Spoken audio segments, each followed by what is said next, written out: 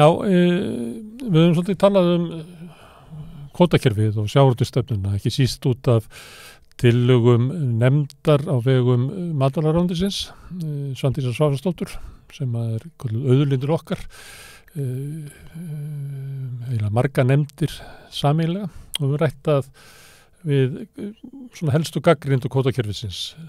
Og það kemur stundum upp í þeim umræðum að einkenni af kvótakerfinu hérna á Íslandi er það er lokað, þannig að þeir sem að vilja reyna fyrir sér í útgerð að þeir hafa fáa möguleika til þess. Þeir geta verið í strandveiðikerfinu en ekki mikið. Og þá er oft sagt að þeir sem að vilja reyna fyrir sér í útgerð á Íslandi að þeir flýi til Noregs og reynið það. Ég er hérna með mann Íslending sem er stundað útgerð í Noregi, Jón Páll Jakobsson. Vertu blessaður? Komdu blessaður? Blessaður. Á þetta við þig, ert þú hérna flóttamaður frá íslenska kvótakerfinu? Já, bæði og sko, já, má segja það, já. Ég hef ekki verið leiður að starfa í kvótakerfinu. Já. Reyndi fyrir mér. Já, ég reyndi fyrir mér í kvótalaus og í kvóta og svo leiðis og svo, já. Á Íslandi? Já, á Íslandi, já. Má ég byrja að spyrja þig þar, hver er svona þín reynsla af þeim tilraunum á Íslandi? Áður við förum til Noregs? Já, það var náttúrulega bara, já, það gekk náttúrulega bara illa. Við vorum með svo lítinn kvóta, leigukvóta og já, endaði bara að við fórum bara á hausinn. Það var bara ekki flóknara en það. Og ég og faðir minn vorum saman í útgerð. Já. En svo fórstu til Noregs, var það bara eftir hrunið eins og svo margir aðrir? Já, sko, ég var í ágætis plássi, sem sagt, þarna eftir að ég var búinn að vera í þessu basli mínu og bara í fínu tekjum og svo leiðis og svo ég var bara leiður á kvótakerfinu og svo kom hrunið og þá gafst mér tækifæri að fara til Noregs á nótabát í Noregi. Já. Og svo vatt þetta upp á sig og þá sá ég bara þarna var möguleiki að komast inn í greinina sko, án þess að verða leiguliði eða eitthvað svoleiðis, skilurðu.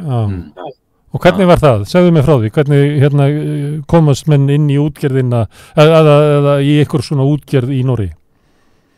Kaupirðu bara bát og byrjar að fiska? Já, má alveg segja það, en kvótakerfið í Noregi er rosalega flókið sko, það er efni bara í bók sko. það er svolítið flókið sko, en ég er náttúrulega búinn að vera þarna svo lengi, ég er náttúrulega bara þekkið alveg út í gegn núna sko. En sko, það er þrepaskipt sko, það er sko ringnótsnurper og það er alveg lokað, kemst enginn inn í það. Það er bara lokugrúppa sem er búin að vera lengi. Svo eru togarnir og svo hafgóandi skip sem þeir kalla og þetta er meira og minna lokað. Svo kemur kistflotinn. Svo eru þau með þetta sem þeir kallast open gruppe. Þeir fá skerfa kökunni og það er svona það sem að allir normenn sem eru skráðir fiskimenn geta byrjað. Þannig að þú verður að vera skráður, það kallast að vera á svona blað B, heita þær hjá normennum. Þannig að þú hefur höfuðtekjurnar af fiskvinnslu, af útgerðinni, sem sagt, bakari eða lögfræðingur eða smiður, þeir geta ekki keypt sér bát ef að meirihlutin af tekjunum kemur frá öðru tekjum sko. Það er kannski svona munurinn sko. Er þetta þá svona opinn kvóti sem allir hérna er að veiða upp í, þannig að þú getur veitt eins mikið og getur þangað til að heildartalan er komin eða hvað? Nei, þetta er ekki alveg svoleiðis, þetta er heildarkvóti á x marga báta. Já. Svo er gefin út kvóti sko á bátinn sem kallast á garantert, þetta hefuru á ári sko. Þú getur sagt að það sé svona og svo er alltaf svona svigrúm fyrir ofan sem kallast maximum tillegg sko. Og það sveiflast á milli ára. Svolítið. En já, þetta er en í Noregi eru bara 3 tegundir í kvóta sko. Það er bara þorskur, ýsa og ufsi. Þannig að annað máttu veiða eins og vilt, steinbítur eða hvað sem það er, kóli og... Koli og allt saman og reyndar eru svo rúmar heimildir í Ísu og Ufsa, þar hafa aldrei nást. Þannig að það hefur alltaf verið bara frjálst sko undanfarin ári.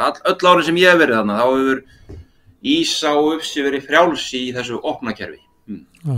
Þannig þú mátt eiginlega veiða eins mikið þú vilt nema það eru þak á þorskinum. Já, má eiginlega segja það. Það er þak á þorskinum.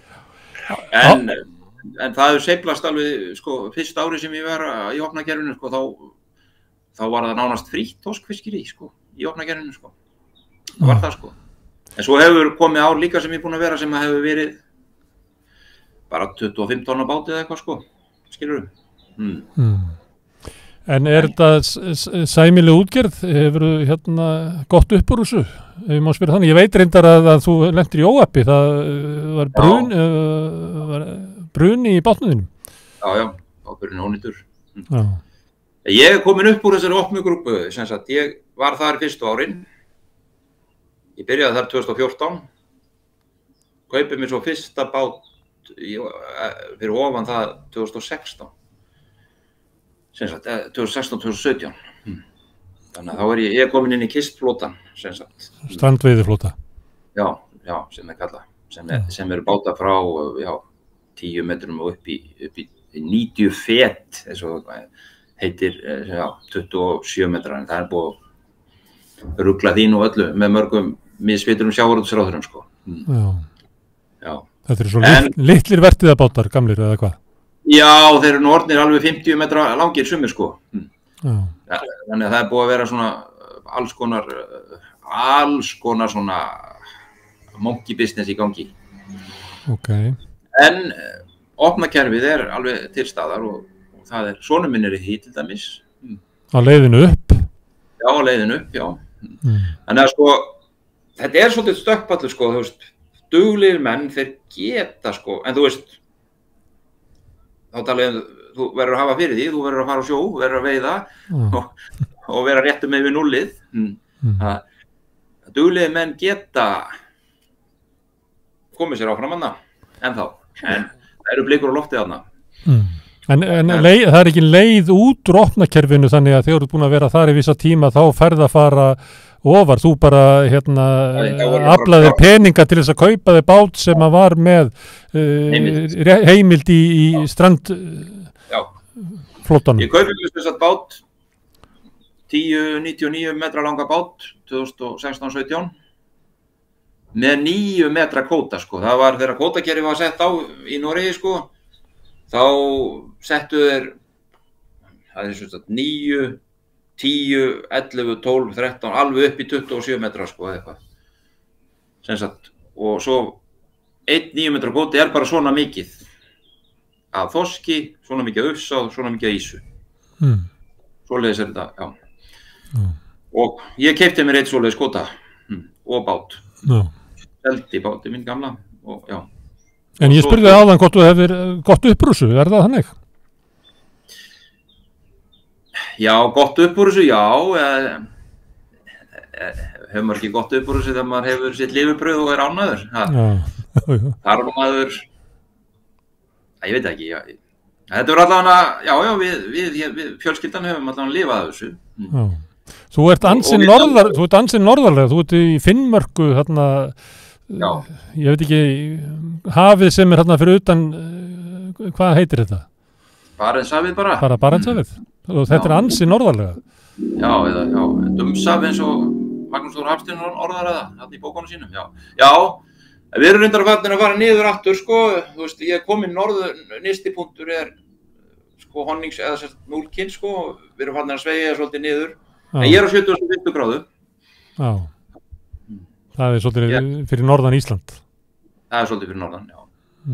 Og hvernig er þarna, er ekki kalt og dimmt og? Jú, það er dimmt þarna á veturnar. En janúar, já, sólin hverfur 15. nóvember held ég. Nei, já, 20. nóvember. Kemur ekki fyrir í febrúar. En hann kallaði blái tíminn, sko, og er eiginlega ekkert engi birta, sko. En já, þetta er þetta er erfitt. Erfitt. Já, en þetta svo sem ekkit rosalega frábrugðið. Ég alveg upp á Bíldudal, sko. Þar voru nú oft leiðindar vetrar og norðanátt og kalt og landlegur og svoleiðis, sko. En svo sumrin eru alveg frábærana. Bjart allan sólarhringinn og sól bara og það er bara, ef maður fær einn góðan dag á sjónum þá gleymir maður öllum þessum 10 leiðilegu. Þetta svo norðarlega að þarna eiginlega golfstraumurinn hefur ekki árið þarna, þetta ekki svo Lófóten eða eitthvað sem eiginlega miklu betra veður heldur en maður myndi ætla með að við breiddargráðu. Já, við erum ekki við fáum ekki eins mikið af golfstrauminum, nei, hann ekki, sem sagt, veðurfarið við Lófóten og þar bjó ég fyrst, sko, það betra, sko, það það. En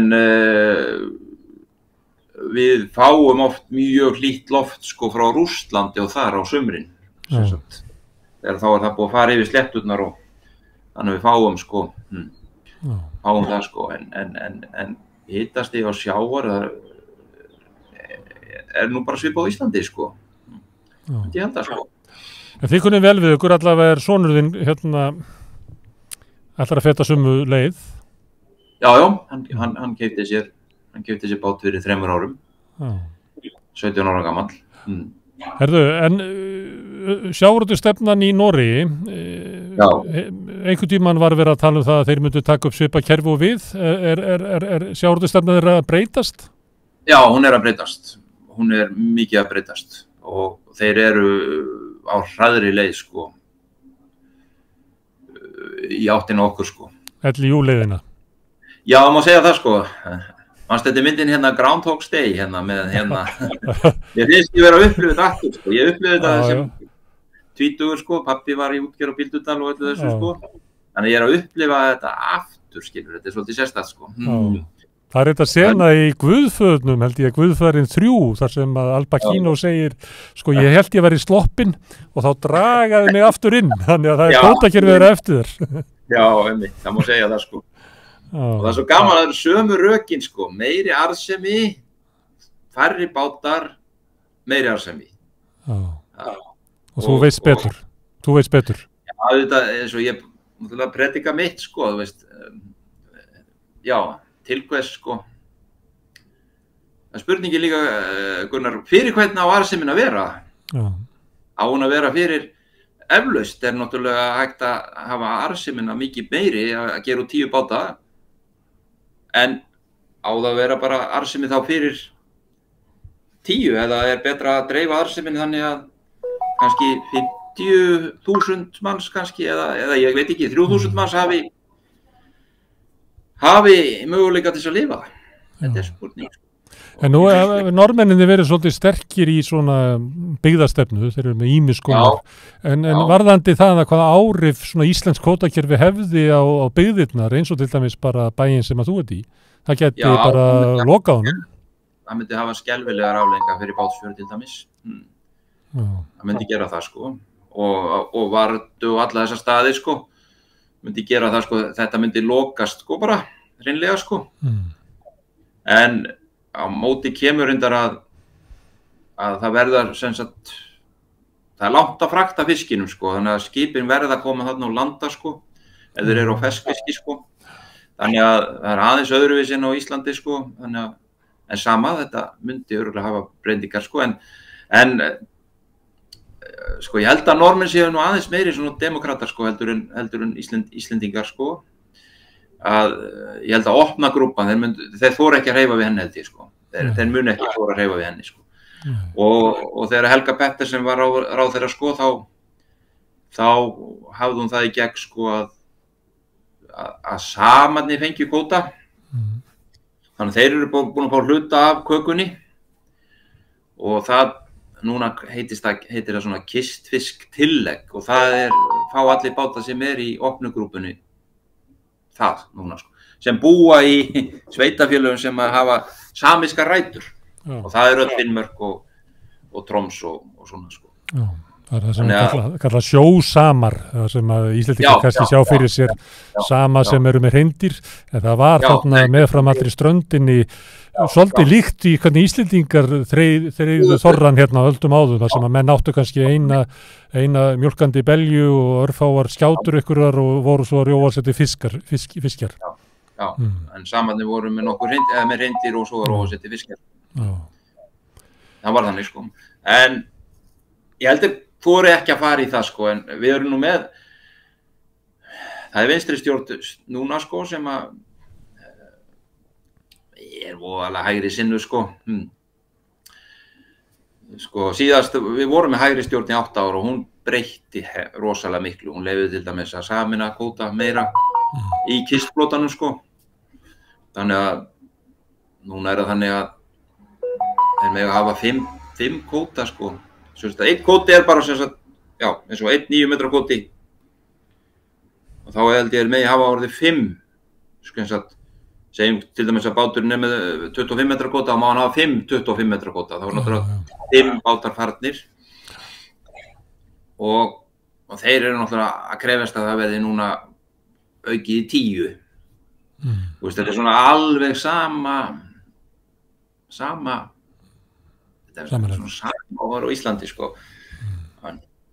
Þannig að þetta er mjög sérstakt að upplifa þetta sko, svona sko. Að þessi sjónarmið vinni aftur sem að raunverulega rústa svolítið sjávarbyggðunum og flytja kannski arðinn af auðlindinni frá því að vera meðal margra sjómanna og margra sem er í fiskvinnslu og margra sem er í þessum sjávarbyggðum yfir kannski til örfárra. Þetta er svoleiðis. Stefnan er þannig núna sko, því miður sko, og svo náttúrulega er eitt annað sko, það er, ef þú skoðar skuldsetningu í norskum sjávarútvegi, þá er hún bara svona. Þú veist, það er bara menn að kaupa kvóta. Og hvað er aðalhræðslan hjá mönnum sem eru að kaupa kvóta? Það er að kvótinn lækki í verði og það er náttúrulega allt gert til þess að kvótinn lækki ekki í verði. Og það eru fjármálafyrirtækin eru komin inn í þetta sko, þannig að einhvern veginn finnst mér bara eins og stjórnmálamenn sé búin að missa tökin á þessu. Bara kemur ekki óvart þetta er látið flæða núna bara sko. En kannski eru stjórnmálamennin að vinna fyrir þá sem að hafa hagað þessu. Já, það er náttúrulega alveg greinilegt sko, það er náttúrulega hægri stjórnin sem var hérna á undan þessari sko, hún vann markvisst að þessu sko og gerði það sko. Segðu mér Jón Páll, þegar þú ert út í Noregi, hafa Norðmennirnir áhuga á að heyra reynslu þína frá Íslandi? Er hlustað á það því að þú ert maður tveggja heima? Jú, þeir hafa mikið áhuga á því sko. Að gera það sko. En það er náttúrulega, er dálítið hræðsla sko, sérstaklega svona hjá minni útgerðarmönnum. Sem eru með minni báta og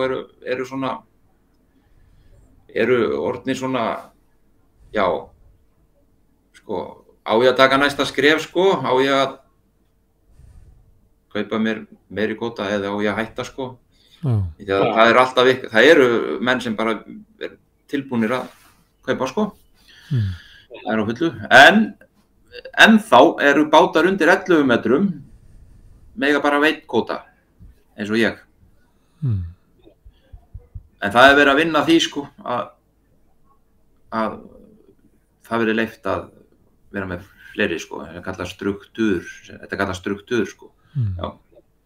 En maður heyrir það er mikil svona, það er svona, hann er rosalega, norskur sjóvarútvegur er núna rosalega ólík sjónarmið. Og þetta er voða sérstakt sko vegna þess að við erum allir í sama stéttarfélaginu eða sem sagt þetta heitir Norges fiskalag sko, svo deilist það í sko, stórútgerðin er með okkur sko, með okkur sem sagt, og svo er þetta barátt á fundum sko og svo er verið að reyna að sætta menn og það gengur ekki neitt og þetta er rosalega skrítið ástandana, þetta er svona, eins og ég segi, þetta er svona svolítið minnir mig á þarna, þú veist þarna, hérna 86, 7, 8, 9, 90 heima.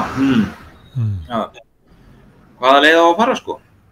En svo náttúrulega eins og ringnótin eða hérna stóru hérna nótaskipi, þau eru læst sko. Það er bara læst grúpa sem enginn kemst inn í sko.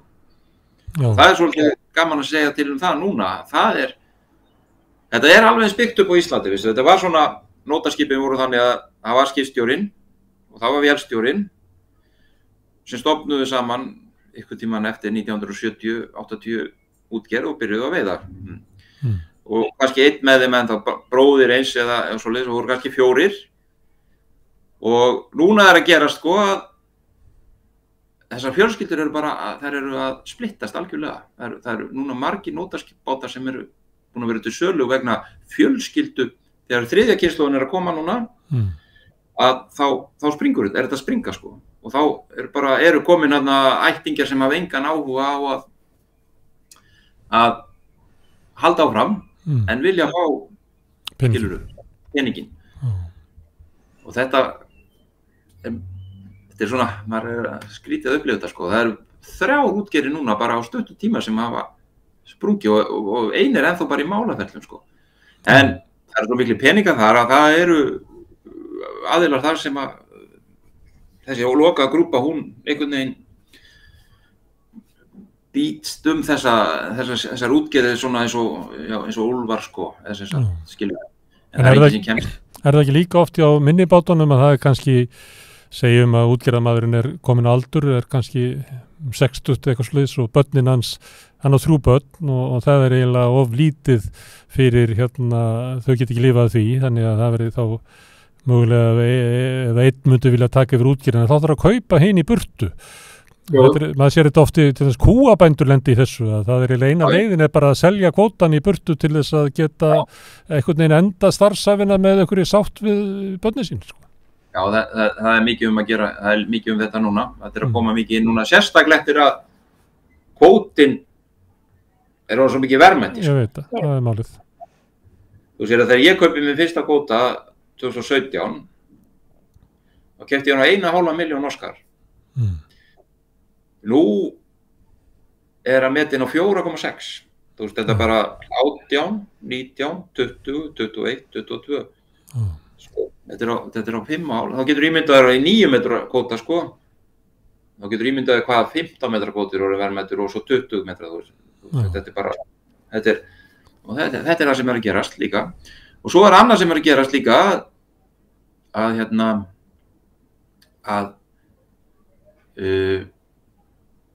að menn geta bara ekki keypt heldur sko.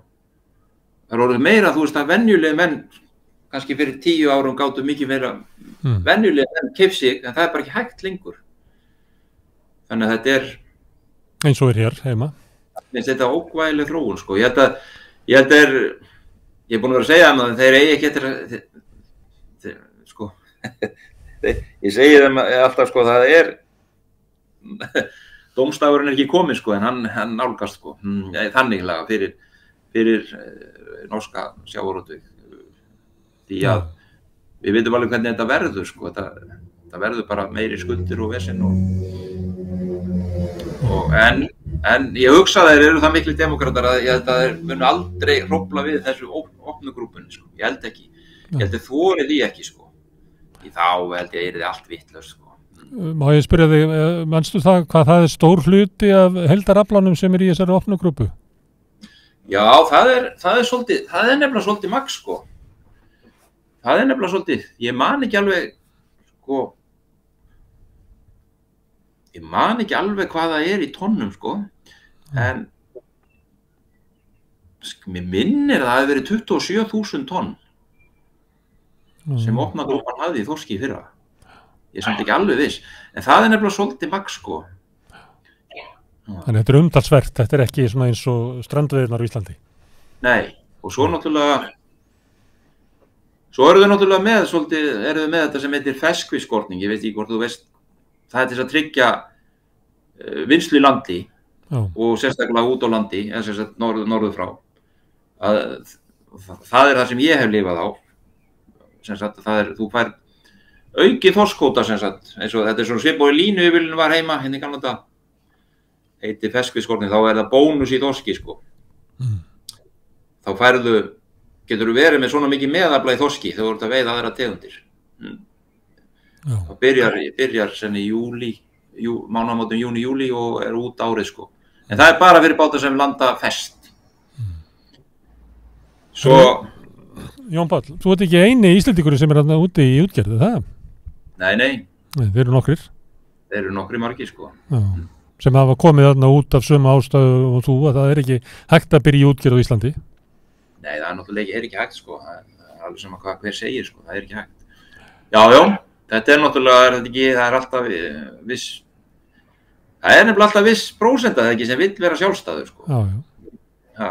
Þólir ekki að það yfirmenn, það svona ákveðin manngerð. Eftir þannig, þólir ekki að það yfirmenn? Ég veit það ekki, ég þóldi aldrei lengi, sko, að vera stýrimaður, sko. En ég var í nokkur ár, sko. Það verður að hafa eitthvað tækifæri fyrir þá, og þeir verða að geta unnið fyrir sér.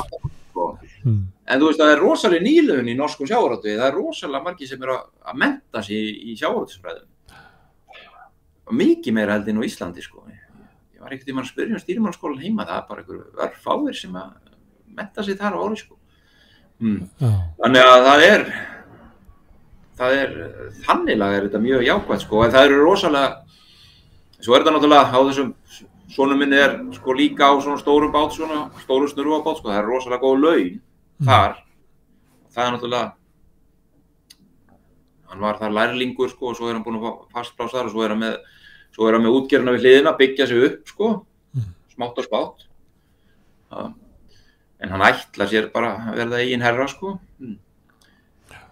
En það mjög mikið bjartsýni þannig, sko, þannig að það ekki allt svart, sko, en þetta er svolítið ókvæðileg þróun með með hvernig þeir vilja þjappa þessu færri skip, sko, og þessi rök þau haldir henni ekkert, sko, þetta náttúrulega bara, þú veist, eins og ég segi alltaf við þá, jú, sjávarútvegurinn á Íslandi, hann blómstrar, en fyrir hvern?